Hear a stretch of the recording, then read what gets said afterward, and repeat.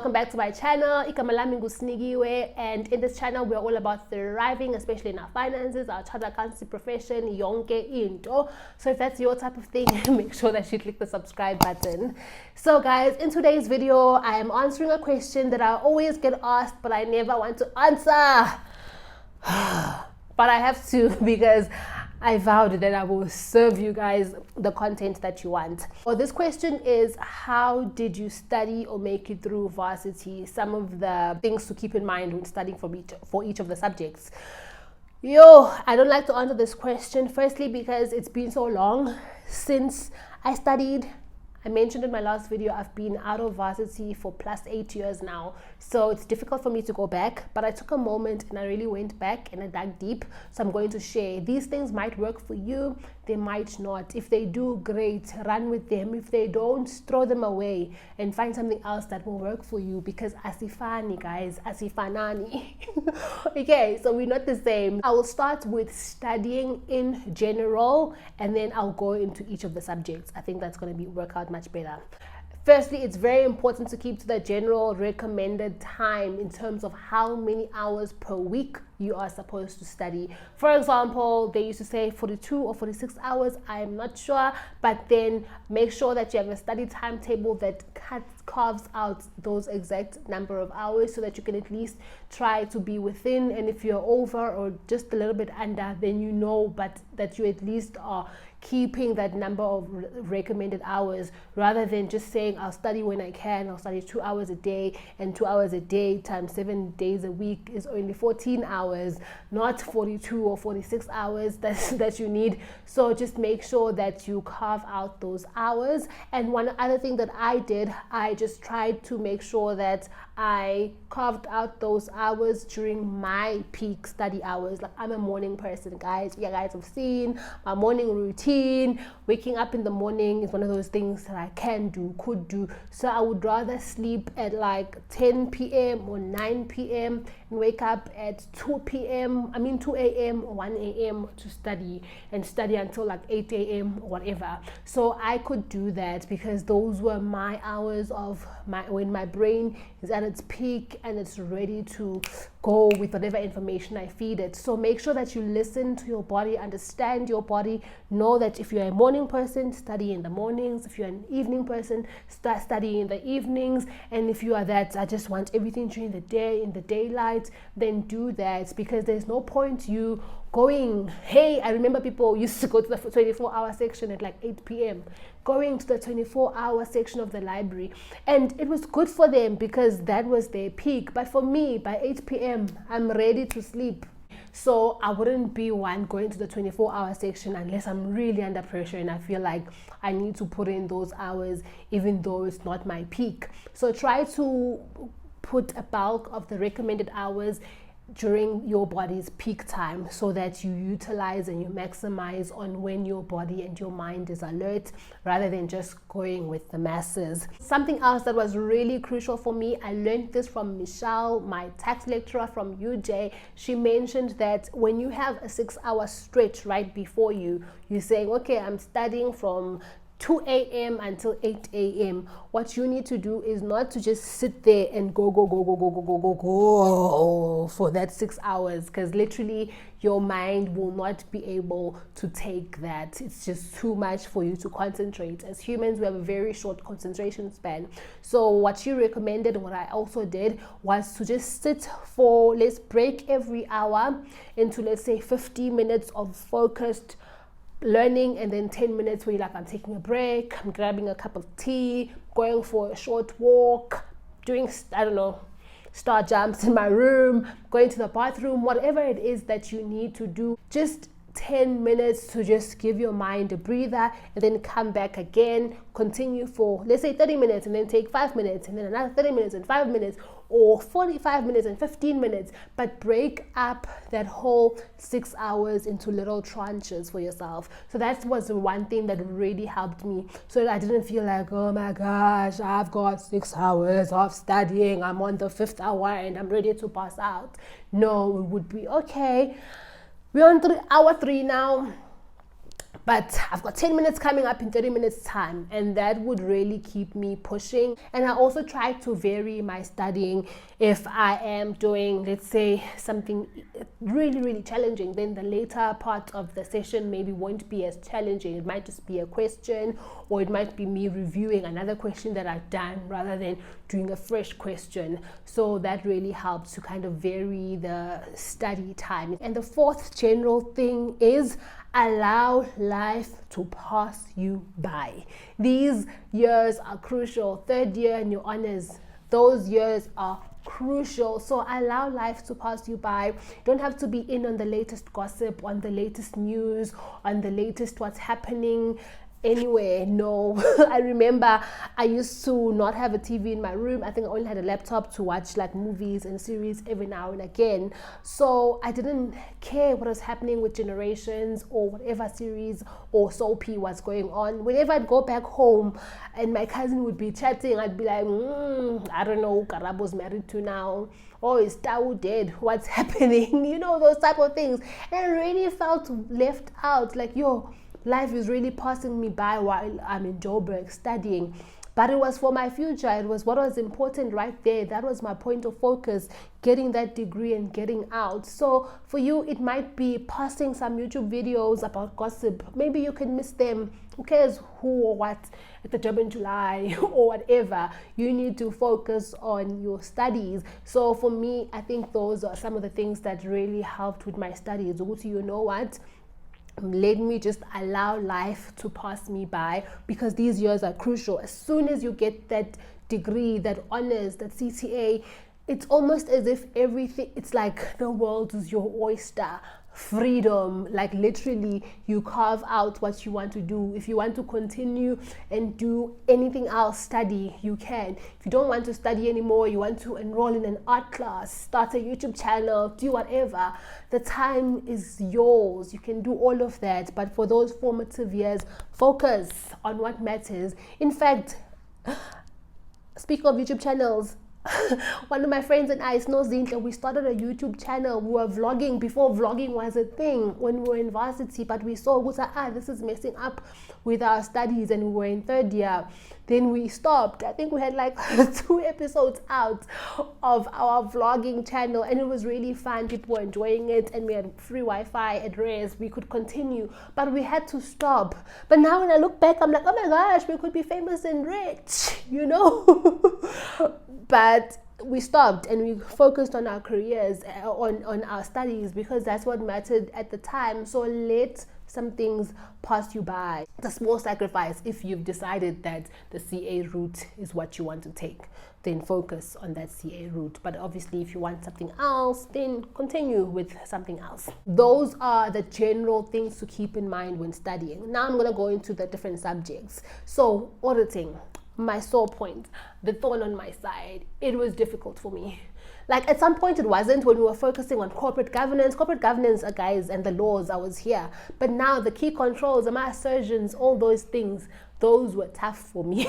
So it was always trying to find the balance. And I remember one time there was a new, we're doing this new, I think it was the Companies Act, new sections, and I was like, oh, I need to study. I studied so much. I consulted with the tutors, did some questions. Come the exam, everyone, like a lot of people flunked that exam. I think the average was like in the 40s, and I passed it. I got 91%. I could not believe my eyes. 91%, me in third year.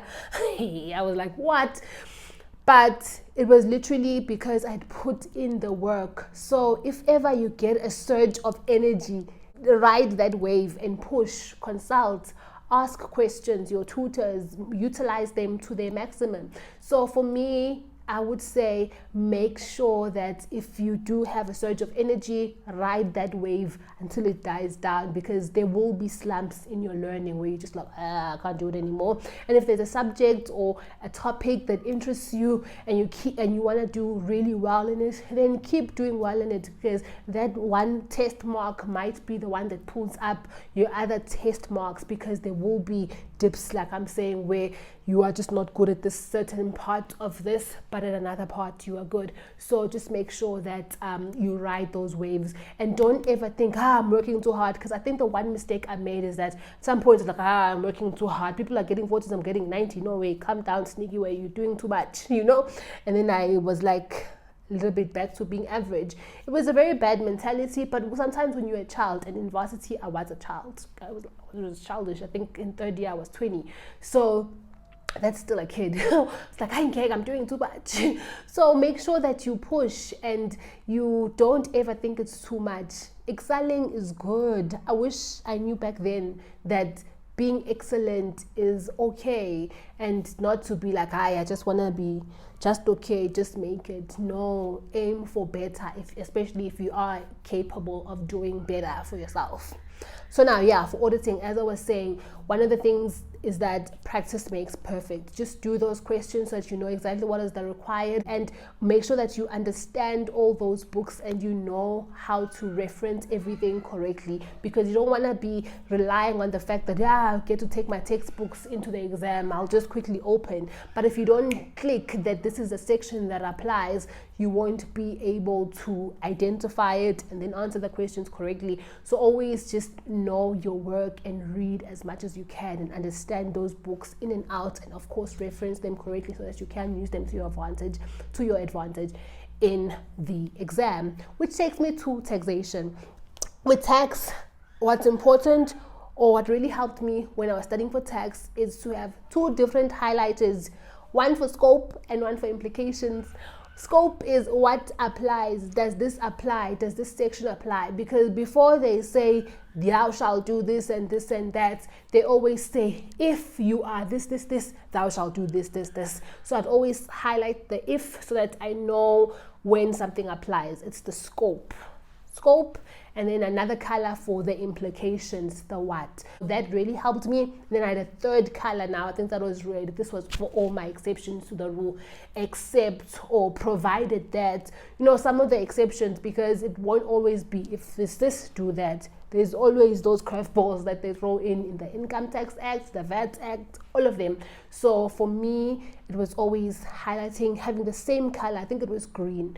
Yeah, it was green. I knew if it's green, it means something about scope. So I just want to check quickly, does this apply with any sections? And I knew if it applies, then this is the section that I need to put in. And of course, doing questions here as well helps. Practice makes perfect. Always remember that, and do the questions, especially at honors levels, because sometimes you might know everything, scope, implications, but you get to the exam and it just doesn't click that, hey, you've done everything correctly, but what about the VAT implications? Then you need to say, oh, VAT. But the more questions you do, the more you remember that, hey, sometimes VAT is also required, because sometimes the required just says, discuss all the tax implications.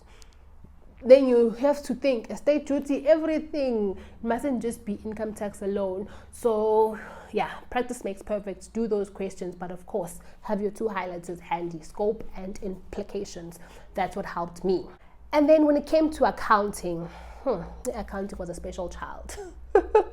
Such a love-hate relationship, because it just made everything flow together, because accounting is the center, it's the cornerstone of the accounting profession, or chartered accountancy. It is called chartered accountancy. Accounting is what it's all about.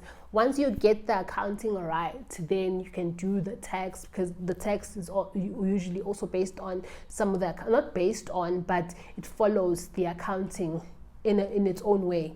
And then there's also the financial management, which is also just analyzing the accounting that's been done in the company. And auditing is giving assurance or an opinion on whether the accounting has been done correctly. So everything just connects to the accounting. So make sure that you have a level of curiosity.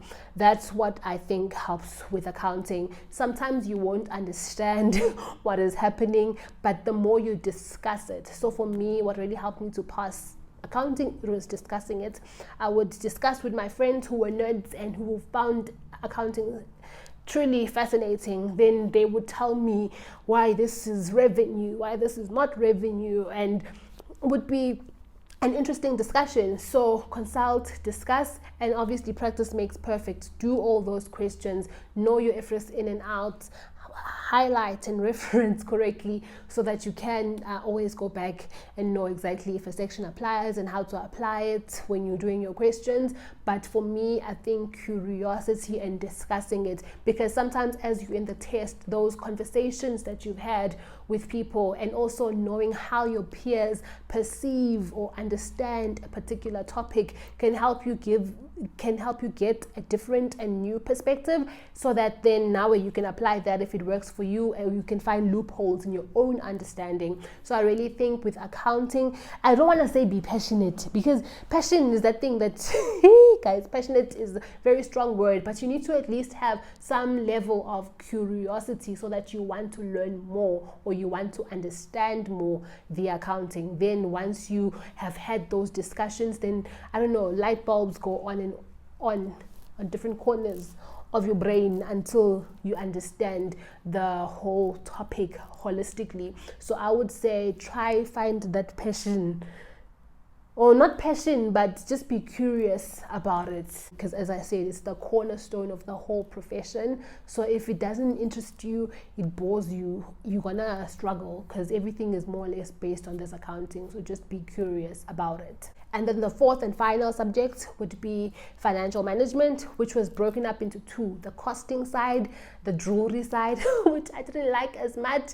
But for me, the costing side, it was mainly all about being logical. It makes me think of maths literacy. I remember there was some standard costing question about how many tomatoes you're gonna need if you want to if you're running a McDonald's or some burger shop, and you know that each tomato yields 3 slices, so how many bags of tomatoes must you order, or something like that. So everything, it's just logical. So just follow the logical process, and of course do all those questions in jewelry so that you know what's going on, because I don't know if we could pass costing without jewelry. I don't know what other book is there as an alternative to jewelry, but basically just do those questions, and if something doesn't make sense, always ask, and just make sure that you think it through, because for me it always flowed logically. It just made sense. So try to make sense of that. And with financial management, this was also fairly logical, and I also feel like things like ratios, analyzing financial statements, it always just spoke to each other, like return on assets. What are assets? Total assets, return, profits, what, so this over that. So it's just knowing your maths and following through. Some of the formulas you might need to cram, but a lot of them just speak what they are, like net profit margins, the profit. Like, so a lot of things just flow, but some of them you might need to, like, I don't know, cram. What's the CAPM formula? What does beta stand for? All those sort of things.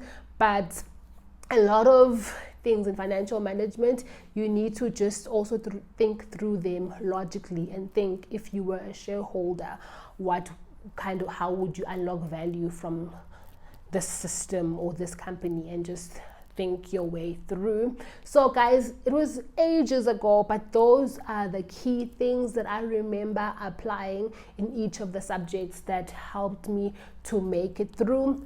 Take them, don't take them, it's really up to you. But I know that sometimes when I'm on Google and I'm watching videos, I just want to know all the different perspectives, and I can choose what works for me, and I can just dispel or discard whatever else that I think won't work. So now we do the same. This works great. If not, it's really okay. But also what's really important is to listen to your lecturers and to consult with the tutors and clerks that are there in your institution, so that you can make it through. Don't only listen to people on the internet, because people on the internet will tell you all the wrong things sometimes. And I am one of the people on the internet, so I'm just telling you to be careful in terms of what you take in. But good luck with your journey. You guys wouldn't have asked these questions or watched this video if you didn't really want to improve, and I really do hope you improve in your studies and that you reach your goal of becoming a chartered accountant, or whatever it is that you may be studying towards in the accountancy profession, finance profession, or otherwise. And if you're not subscribed, click the subscribe button down below. And if you've got future requests for videos, do let me know down below, and I will see you on the next one.